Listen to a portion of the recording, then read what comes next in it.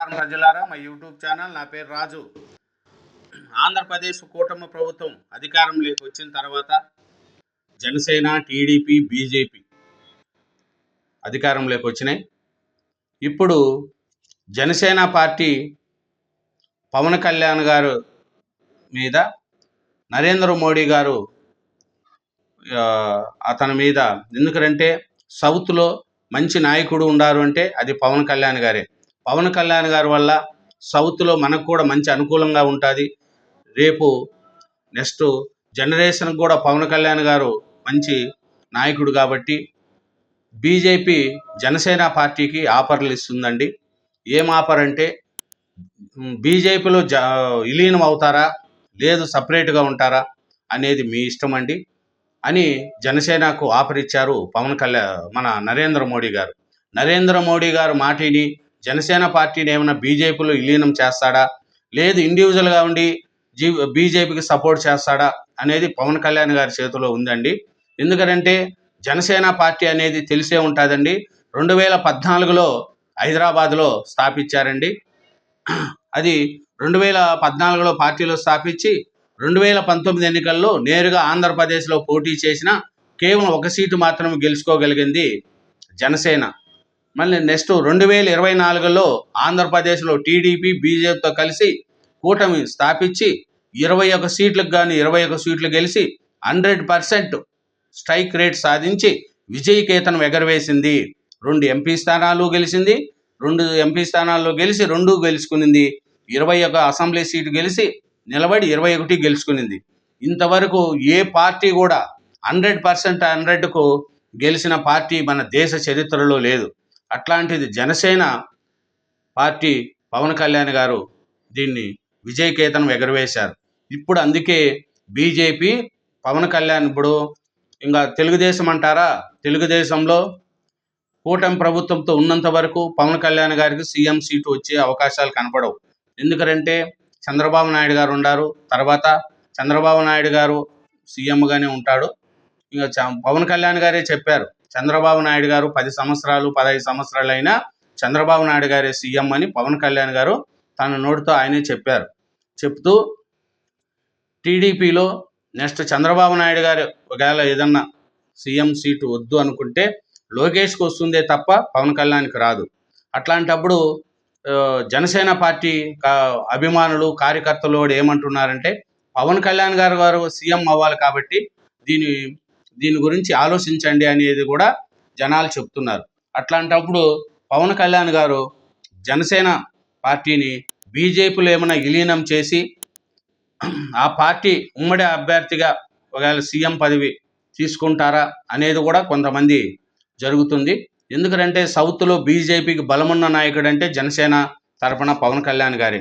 అందుకనే పవన్ కళ్యాణ్ గారిని చూడండి, నరేంద్ర మోడీ గారు అన్ని మీటింగుల్లో, అన్ని ఎలక్షన్లో క్యాంపెయిన్ చేయించుకున్నారు, ప్రచారం కూడా చేసి బీజేపీకి ఎంతో సహాయం చేశాడు. ఎగ్జాంపుల్ మహారాష్ట్రలో చూడండి, పవన్ కళ్యాణ్ గారు చేసిన తాళల్లా బీజేపీ గెలుస్తూ వచ్చింది. అట్లే అన్నీ ఎక్కడ ఎలక్షన్లు జరిగినా పవన్ కళ్యాణ్ వాడుకుంటున్నారు. రేపు తెలంగాణ ఎలక్షన్లకు కూడా పవన్ కళ్యాణ్ ఇక్కడ పెద్ద పాత్ర పోషించుకోగలుగుతాడు. కాబట్టి రేపు బీహార్ కావచ్చు, అక్కడ ఎలక్షన్లకు కూడా పవన్ కళ్యాణ్ వాడుకుంటారు.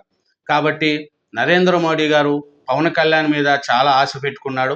సౌత్లో మంచి ఊపున్న నాయకుడు, జనాల్లో క్రేజ్ ఉన్న నాయకుడు పవన్ కళ్యాణ్ గారు. కాబట్టి పవన్ కళ్యాణ్ గారి పార్టీని బీజేపీలో విలీనం చేస్తాడా, లేదు ఇండివిజువల్గా ఉండి బీజేపీకి సపోర్ట్ చేస్తాడా? పవన్ కళ్యాణ్ గారు బీజేపీకి తప్ప ఇంకెవరికి సపోర్ట్ చేయడు, కాంగ్రెస్ పార్టీ పక్క సోరడు. కాబట్టి చంద్రబాబు నాయుడు గారు అంటావా, చంద్రబాబు నాయుడు గారు తెలుగుదేశం పార్టీ తరఫున ఆయన తర్వాత లోకేష్ బాబు గారు ఉంటారు. చంద్రబాబు నాయుడు గారి తర్వాత లోకేష్ గారే సీఎం అవుతారే తప్ప కూటమి ప్రభుత్వం అధికారంలోకి వచ్చినా పవన్ కళ్యాణ్ గారు సీఎం అవకాశాలు కనపడలేదు. ఎందుకంటే 10-15 సంవత్సరాలు చంద్రబాబు నాయుడు గారే సీఎం అవుతారని పవన్ కళ్యాణ్ గారు కూడా నోటితో చెప్పారు. అందుకని బీజేపీ ఏం చేస్తుందంటే, బీజేపీకి బలమైన నాయకుడు కావాలి ఈ సౌత్లో. కాబట్టి పవన్ కళ్యాణ్ గారిని టాప్ 10లోకి తీసుకొచ్చి పవన్ కళ్యాణ్కి ఇంకా కొంచెం బాధ్యతలు అప్పచెప్పి సెంటర్లో మంచి ఒక పదవి ఇచ్చి సెంటర్ నుంచి అన్ని రాష్ట్రాలకు పవన్ కళ్యాణ్ సేవలను వినియోగించుకోవాలని బీజేపీ నరేంద్ర మోడీ గారు ఆశిస్తున్నారు. కాబట్టి జనసేన పార్టీ బీజేపీలో కలుస్తుందా, లేకపోతే ఇండివిజువల్గా ఉంటుందా అనేది కూడా చెప్పాలి. ఇంకా 10 ఏండ్లు కానీ 15 ఏండ్లు కానీ కూటమి ప్రభుత్వం అధికారంలోకి వచ్చినా చంద్రబాబు నాయుడు గారే సీఎం అవుతారే తప్ప పవన్ కళ్యాణ్ గారు మటుకు సీఎం కారు. కాబట్టి జనసేన పార్టీని బీజేపీలో విలీనం చేస్తాడా, లేదు ఇండివిజువల్గా ఉండి బీజేపీకి సపోర్ట్ చేస్తారా అనేది పవన్ కళ్యాణ్ గారికే అప్పచెప్పారు మన నరేంద్ర మోడీ గారు. కాబట్టి పవన్ కళ్యాణ్ గారిని కేంద్ర క్యాబినెట్లోకి తీసుకొని దేశాన్ని మొత్తాన్ని పవన్ కళ్యాణ్ గారి సేవలు వినియోగించుకునే దిశలో బీజేపీ ఉన్నట్టు తెలుస్తుంది. కాబట్టి జనసేన పార్టీ బీజేపీలో విలీనం అవుతుందా, లేదు బయట నుంచే ఉండి బీజేపీకి సపోర్ట్ చేస్తుందా అనేది తెలుసు. ఎందుకంటే పవన్ కళ్యాణ్ గారు నరేంద్ర మోడీ గారికి నమ్మిన వ్యక్తి. పవన్ కళ్యాణ్ గారు మంచి ఊపున్న నాయకుడు. ఎందుకంటే 21 సీట్లు గెలిస్తే 21 సీట్లు 100కి 100 గెలిచిన ఏ పార్టీ కూడా ఇప్పుడు దేశంలో లేదు.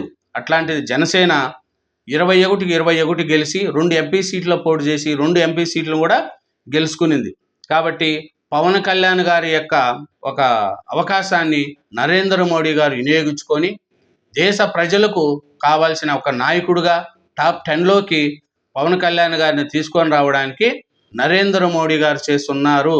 కాబట్టి బీజేపీలో విలీనమా, లేదు సపరేట్గా నుండి బీజేపీ కోసం జనసేన పార్టీ హెల్ప్ తీసుకోవడమా అనేది నరేంద్ర మోడీ గారు చేస్తున్న కృషి. కాబట్టి బీజేపీకి ఎప్పటికీ పవన్ కళ్యాణ్ గారు ఒక నాయకుడుగా, ఒక క్రేజీ ఉన్నతనగా మన పవన్ కళ్యాణ్ గారు బీజేపీకి అవకాశం ఇస్తున్నాడు. నరేంద్ర మోడీకి అత్యంత సన్నిహితుడుగా మన పవన్ కళ్యాణ్ గారు ఉంటున్నారు.